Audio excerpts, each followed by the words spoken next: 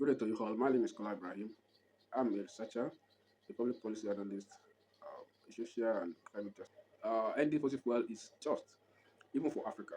But the question of what is the alternative in the context of climate justice has not been properly addressed. So we see many climate justice activists who are demanding that fossil fuels will stop, no more oil production in Africa, and the multinationals to stop fossil fuel extraction in Africa. But alongside that, there has not been proper definition of is the what should the world provide as justice for Africa if fossil fuel is not being extracted. I mean, people are living there, and of course they have their own economies too. So something must replace fossil fuel. The fact that the global economy is skewed against Africa and of course the third world economy, especially in this capitalist based on the capitalist arrangements, is a major factor why the question of climate justice is an integral part of the question of ending fossil fuel in Africa. Because if you look at it, of course, Africa has, or let me say, Africa countries have enough resources. I mean, for energy transition. Talk about the solar potential. Talk about the wind energy. Talk about even geothermal. Talk about other renewable sources of energy generation and use. But and of course, we don't talk about critical minerals for energy transition. There's a form of abundance. In Africa, different countries, with different significant deposits. So but the question is that Africa has been left out of the global climate change regime or political economy. If you look at it in terms of research, Africa is at the back seat.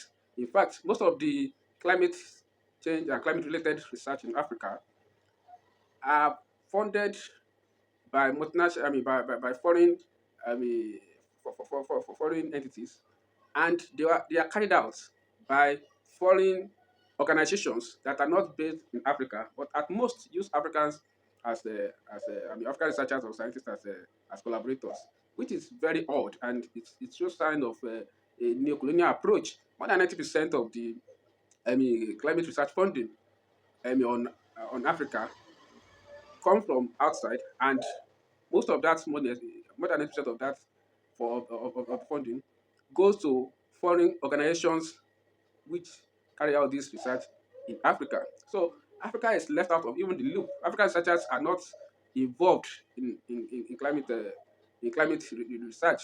Also, if you look at the climate technology resources, despite the fact that Africa has, like I said earlier, adequate quantity of energy transition resources, both natural and mineral.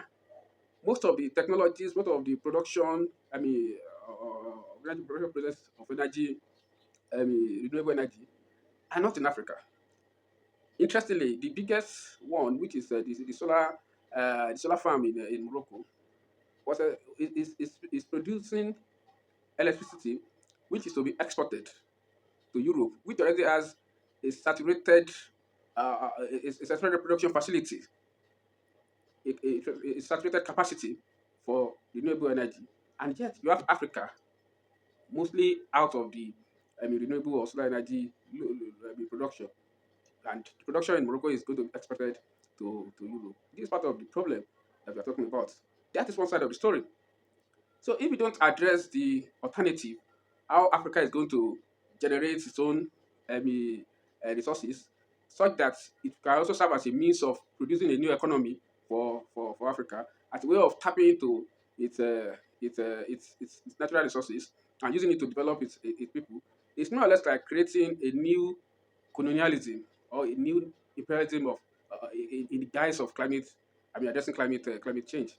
The other aspect of that story is the question of who funds the alternative.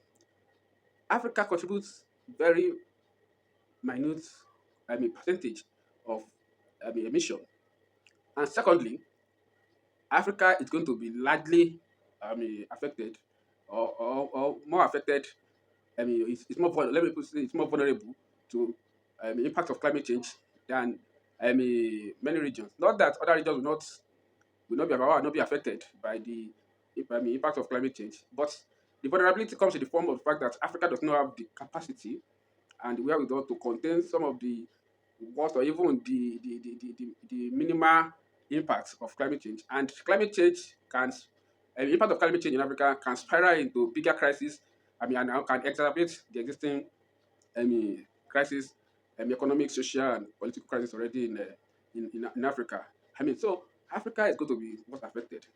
Africa contributes least to global emission, and African resources have been exploited for centuries, including its mineral resources, including its fossil fuel.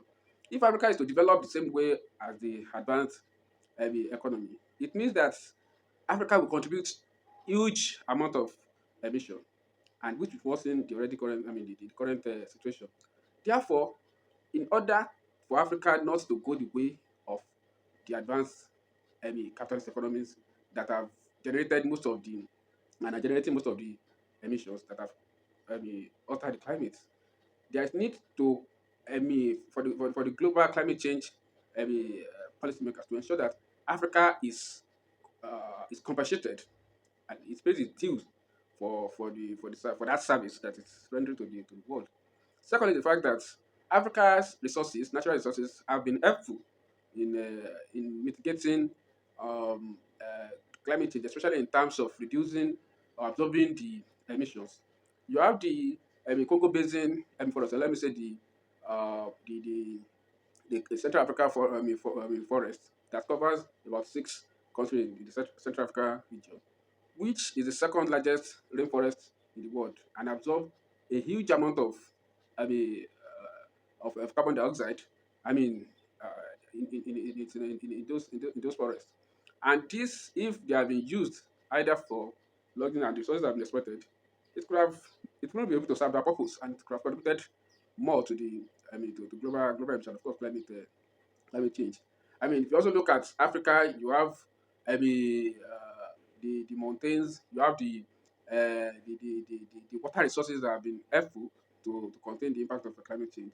So all these resources need to be compensated for globally. And the third aspect is that the advanced economy need to pay for the emissions that they have caused to the to globally, which have put us in this situation.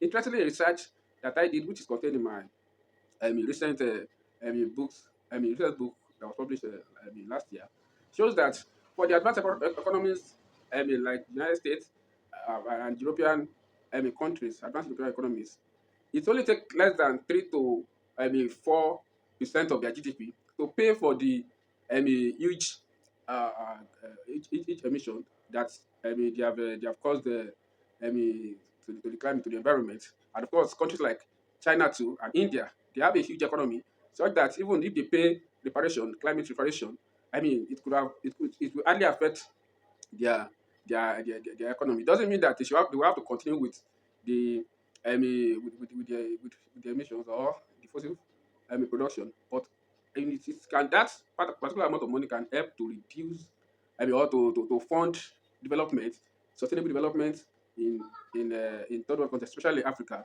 that has contributed so much to sustaining the environment. So, and one of the importance of this kind of approach is that it means that that kind of money will not be tied to the interest of the donor country, because it is more or less like a tax or a tariff on the another economy, and it can be administered centrally to the countries to develop their economy based on development plan that they have set out.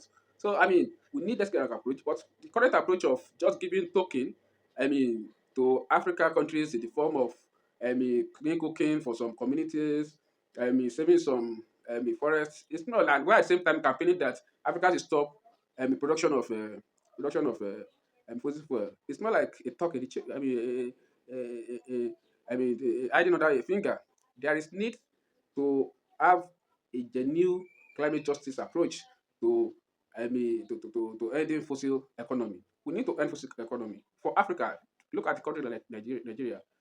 Crude oil exploitation has meant a lot of crisis for not just the oil producing region, which have become a mess, but it has also led to serious economic crisis across the country, such that the Nigerian political and economic class do not even and want to do any productive business rather than waiting for maybe free money from oil, which has stunted Nigeria's development. But the reality is that if African countries must stop the production of exploitation of fossil fuel for their economy, there must be a genuine alternative that will allow Africa to develop their resources, to develop their renewable resources, to develop their sustainable economy with direct funding that is not attached or that is without any string of the advanced economy or the multilateral organization. We need that kind of funding.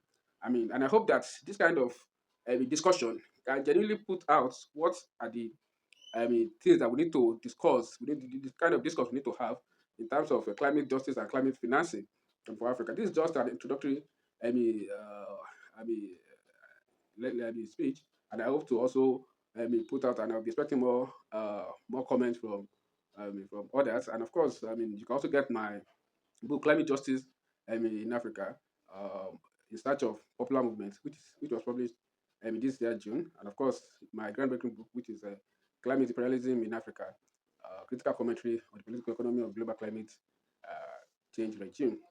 That was published last year. I'll be expecting your comment. Thank you.